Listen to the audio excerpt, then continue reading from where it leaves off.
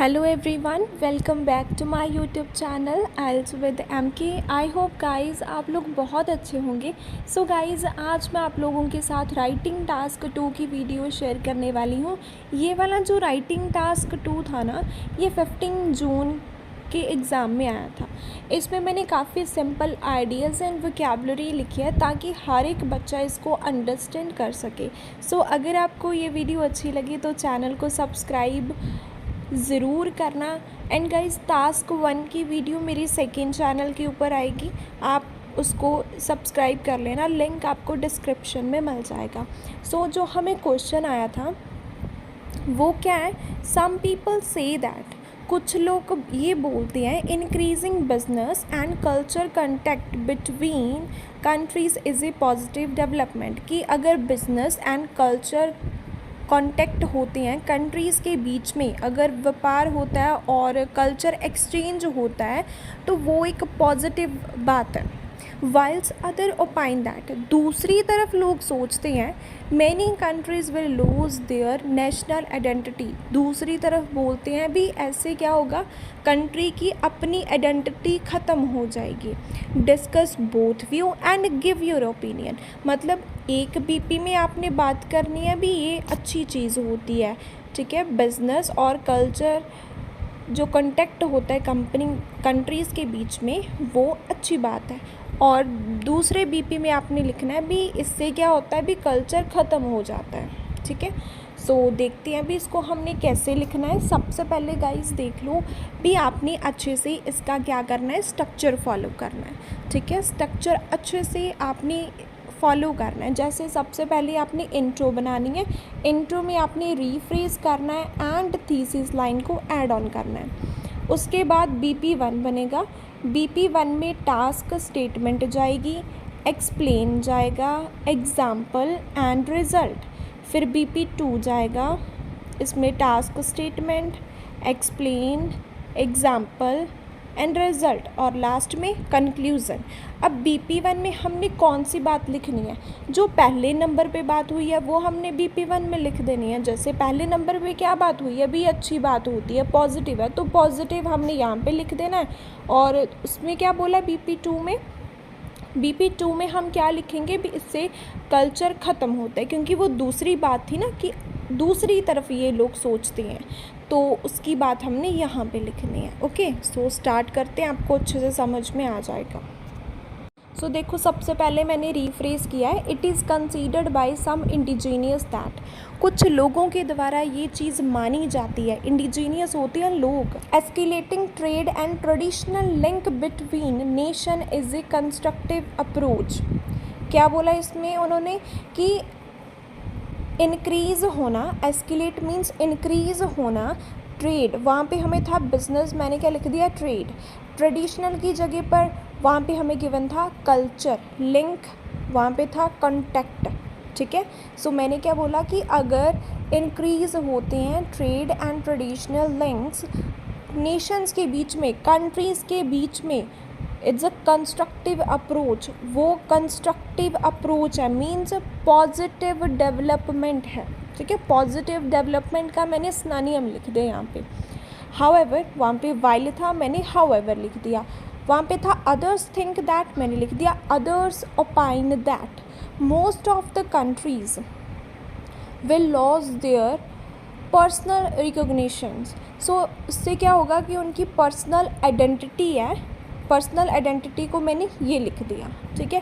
भी इससे क्या होगा भी उनकी पर्सनल आइडेंटिटी है वो ख़त्म हो जाएगी। This essay will explicate both the views along with my perspective in the forthcoming paragraph. Forthcoming paragraph means upcoming paragraphs, आने वाली पैराग्राफ में ये जो essay है वो एक्सप्लेन करेगा, दोनों व्यूज़ बताएगा, और ये भी बताएगा कि मैं कौन से BP के साथ हूँ, मैं BP1 के साथ हूँ या फिर BP2 के साथ हूँ। तो यहाँ तक हमारी हुई है वो है रीफ्रेज, और ये जो है 10 से लेकर पैराग्राफ्स तक ये हमारी बनी थीसिस लाइन, ठीक है। इसको रीफ्रेज मैंने कैसे किया, जिसका मेरे को सिनोनिम आता था मैंने लिख दिया, जिसका नहीं आता था मैंने डायरेक्ट रहने दिया, ठीक है। अब BP1 को स्टार्ट करते हैं और BP1 में हमने बताना है भी ये अच्छी बात होती है। To commence with former notion, former means पहले वाला क्या है कि ये कंस्ट्रक्टिव अप्रोच है, मैंने बोला इससे स्टार्ट करते हैं हम लोग। There are multifarious reason behind first view, पहले व्यू के पीछे, पहली स्टेटमेंट के पीछे बहुत सारे रीजंस हैं। मल्टीफेरियस मीन्स बहुत सारे।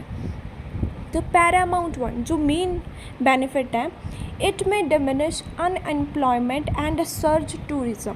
सो इससे क्या होगा, डिमिनिश होगा अनएम्प्लॉयमेंट, डिमिनिश मीन्स रिड्यूस होगी अनएम्प्लॉयमेंट, अनएम्प्लॉयमेंट डिक्रीज़ होगी और सर्ज होगा टूरिज़्म, सर्ज मीन्स इंक्रीज़ होगा टूरिज़्म। ये जो है ना, diminish unemployment and surge tourism, ये है मेरी टास्क स्टेटमेंट। ठीक है, मैंने बोला भी इसका फ़ायदा क्या है, मैंने फ़ायदा लिख दिया। अब मैंने एग्ज़ामिनर को समझाना है भी इससे कैसे अनएम्प्लॉयमेंट ख़त्म होगी और कैसे टूरिज़्म इंक्रीज़ होगा, वो मैंने एग्ज़ामिनर को समझाना है। ठीक है, यही सबसे क्रिटिकल पॉइंट होता है। अगर आप एक्सप्लेनेशन अच्छे से कर दोगे ना तो आपके डेफिनेटली राइटिंग में बहुत अच्छे बैंड आएंगे। सो देखते हैं। टू एक्सप्लेन इट, मैंने बोला एक्सप्लेन करते हैं। ड्यू टू ग्लोबलाइजेशन, ग्लोबलाइजेशन की वजह से rapid growth in business has been witnessed, काफ़ी ज़्यादा ग्रोथ हो रही है बिजनेस में, by which job opportunities in disparate sectors are burgeoning and it will reduce jobless people ratio. So मैंने क्या बोला कि जैसे कि हमें पता है कि ग्लोबलाइजेशन की वजह से काफ़ी ज़्यादा जो बिज़नेस है वो एक्सपैंड हो रही हैं, फॉरेन कंट्रीज़ तक जा रहे हैं। सो इससे क्या हो रहा है, जॉब अपॉर्चुनिटीज़ जनरेट हो रही हैं। ठीक है, जॉब अपॉर्चुनिटीज़ जनरेट हो रही हैं, बर्जनिंग मीन्स इंक्रीज़ हो रही हैं। इससे क्या होगा, जॉबलेस पीपल की रेशियो वो कम हो जाएगी। ठीक है, jobless people means unemployed people. ठीक है, सो मैंने बताया भी अनएम्प्लॉयमेंट कैसे कम होगी। मैंने बोला कि ग्लोबलाइजेशन की वजह से बिज़नेस काफ़ी ज़्यादा एक्सपैंड हो रही हैं। इससे क्या होगा कि डिफरेंट सेक्टर में जॉब अपॉर्चुनिटीज़ जनरेट होंगी, जिससे क्या अनएम्प्लॉयमेंट ख़त्म हो जाएगी। अपार्ट फ्रॉम दिस, इसके अलावा it also promote culture eight international level, एक कंट्री का जो कल्चर है वो इंटरनेशनल लेवल तक जाता है। किसकी वजह से, ग्लोबलाइजेशन की वजह से। Due to this many masses travel one territory to other territory in order to grasp knowledge about distinct rituals. मैंने क्या बताया कि इससे क्या होता है भी कल्चर इंटरनेशनल लेवल तक जाता है, लोगों को पता चलता है भी हाँ ये वाली कंट्री में ये कल्चर है। तो फिर क्या होता है कि लोगों के बीच में क्रेजीनेस होती है। ठीक है, उनके बीच में ये डिज़ायर होता है कि हाँ हम वो वाली कंट्री में जाते हैं और वहाँ पे नॉलेज ग्रैस्प करते हैं। ग्रैस्प मीन्स इकट्ठी करते हैं, नॉलेज इकट्ठी करते हैं उनके रिचुअल्स के बारे में, उनके कल्चर के बारे में। सो मैंने फ़ायदा बताया, पहले मैंने एग्ज़ामिनर को समझाया भी इससे अनएम्प्लॉयमेंट कैसे ख़त्म होगी। अपार्ट फ्रॉम दिस के बाद मैंने एग्ज़ामिनर को ये चीज़ समझाई है भी टूरिज़्म कैसे होगा। मैंने बोला कि जब कल्चर इंटरनेशनल लेवल तक जाएगा, लोगों के बीच में डिज़ायर होगा कि नहीं हम उस कंट्री में जाते हैं, देखते हैं भी कौन कौन से रिचुअल्स वहाँ पे होते हैं। ठीक है, तो उससे क्या होगा, फिर टूरिज़्म इंक्रीज़ होगा। आगे देखो, for example it was a headline in the newspaper में हेडलाइन आई थी, फाउंड दैट, क्या चीज़ उन्होंने फाउंड की है, in Canada economy had increased, Canada की इकॉनमी है वो इंक्रीज़ हुई है as the prefer collaboration between countries, क्योंकि वो हमेशा ही ग्लोबलाइजेशन को प्रमोट करते हैं। इसकी वजह से क्या हुई है, वहाँ पे उनकी इकॉनमी बूस्ट हुई है, मतलब अनएम्प्लॉयमेंट भी ख़त्म होगी वहाँ पे, टूरिज़्म भी, सारी चीज़ें किस में आती है, इकोनॉमिक डेवलपमेंट में आती है। Therefore, it is quite clear that it is worthwhile. Worthwhile means beneficial. ये बेनिफिशियल होता है इकोनॉमिक ग्रोथ के लिए एंड ये जॉब्स को भी जनरेट करता है। ठीक है, सो मैंने बताया एक पॉइंट था मेरा। ठीक है, भी इससे बिजनेस भी, इससे अनएम्प्लॉयमेंट ख़त्म होती है और टूरिज़्म इंक्रीज़ होता है, उसी को ही मैंने समझाया, उसी के रिगार्डिंग ही मैंने एग्जांपल दिए भी कनाडा में जो है वो इकॉनमी बूस्ट हुई है किसकी वजह से, ग्लोबलाइजेशन की वजह से। रिज़ल्ट में भी वही चीज़ बताई है भी इससे क्या होता है भी इकॉनमी की ग्रोथ होती है। ओके, अब BP2 में मैंने बात करनी है भी इससे कल्चर ख़त्म होता है। देखते हैं अभी कैसे इसको हमने एक्सप्लेन करना है। मूविंग टूवर्ड्स लेटर नोशन, बाद वाली स्टेटमेंट की तरफ मूव करते हैं। Why multitudes ponder that it will have reduced their national identity, भी कैसे इससे कंट्री की जो आइडेंटिटी है वो ख़त्म हो जाएगी। टू इलेबोरेट इट, एक्सप्लेन करते हैं। If individual follow other nations custom, अगर पर्सन है वो दूसरी कंट्रीज़ के ट्रेडिशंस को फॉलो करेंगे, it will plunge the worth of their personal tradition. So इससे क्या होगी, प्लंज होगी, डिक्रीज़ होगी वर्थ, वैल्यू ख़त्म होगी उनके खुद के कंट्री के ट्रेडिशन की। सो मैंने क्या बोला कि अगर पर्सन है वो वेस्टर्न कल्चर को फॉलो करेगा तो इससे क्या होगा कि उसकी जो खुद की कंट्री के ट्रेडिशंस है ना वो ख़त्म होना शुरू हो जाएंगे।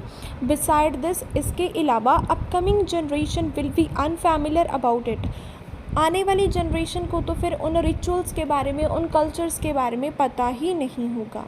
ठीक है, सो मैंने बता दिया भी हाँ, इससे डेफिनेटली आइडेंटिटी ख़त्म होती है। For instance, most of the Indian give a first priority to western culture, India के जो लोग हैं ना वो फर्स्ट प्रायोरिटी वेस्टर्न कल्चर्स को देते हैं rather than Indian culture, just because of extreme interaction with other Nations. क्यों? क्योंकि ज़्यादा ग्लोबलाइजेशन हो गया है, जिसकी वजह से क्या है, जो इंडिया के लोग हैं वो ज़्यादा किसको प्रेफर कर रहे हैं, वो दूसरी कंट्री के ट्रेडिशंस को प्रेफर कर रहे हैं। दस इट प्रूव दैट, ये बात प्रूफ होती है, identification of native country will be in danger because of globalisation, खुद की कंट्री की आइडेंटिटी डेंजर में है, किसकी वजह से, ग्लोबलाइजेशन की वजह से। To conclude it, although it will plummet their countries identity, मैंने क्या बोला, चाहे इससे कंट्री की आइडेंटिटी ख़त्म होती है, प्लम्ट होती है, डिक्रीज़ होती है, बट आई बिलीव दैट, लेकिन मुझे ये चीज़ लगती है, it is the best way of ameliorating unemployment status as well as finance, लेकिन ये एक बहुत अच्छा तरीका है अमेलियोरेट करने का, इम्प्रूव करने का एम्प्लॉयमेंट स्टेटस को और फाइनेंस स्टेटस को। सो इन दोनों की बात मैंने किस बीपी में की थी, बीपी 1 में की थी। सो एक चीज़ का आपने अपने माइंड में ध्यान रखना है भी, जिस बीपी के साथ आप अग्री हो, जिस बीपी को आप सही मानते हो, उसकी बात आपने कॉमा के बाद में लिखनी है। जैसे मैं बीपी 1 के साथ थी तो मैंने बीपी 1 की बात कॉमा के बाद ही मेंशन की हुई है। सिर्फ एक बीपी में एक पॉइंट लिखा करो, 2 पॉइंट मत लिखना, अदरवाइज़ एक भी अच्छे से एक्सप्लेन नहीं होगा, और जब एक्सप्लेनेशन अच्छी नहीं होती है तो ही ज़्यादातर स्टूडेंट्स की है वो 5.5 बैंड रह जाते हैं। आप अपने टीचर से पूछा करो भी मेरी एक्सप्लेनेशन ठीक है, क्योंकि 90% स्टूडेंट के क्यों बैंड स्कोर कम आते हैं, एक रीज़न होता है टास्क रिस्पॉन्स, दूसरा रीज़न होता है एक्सप्लेनेशन ही अच्छी नहीं होती है, एक्सप्लेन ही नहीं कर पाते, उस पॉइंट को एग्जामिनर के सामने प्रेजेंट ही नहीं कर पाते। सो अपने टीचर से ये ज़रूर पूछना। आई होप ये वाला क्वेश्चन तो आपको अच्छे से समझ में आया होगा, अगर आ गया है तो चैनल को सब्सक्राइब कर देना एंड वीडियो को लाइक कर देना, और टास्क 1 की वीडियो मेरे दूसरे चैनल के ऊपर आएगी, सो उसका लिंक मैंने डिस्क्रिप्शन में मेंशन किया हुआ है। Thank you for watching and supporting isles with MK channel.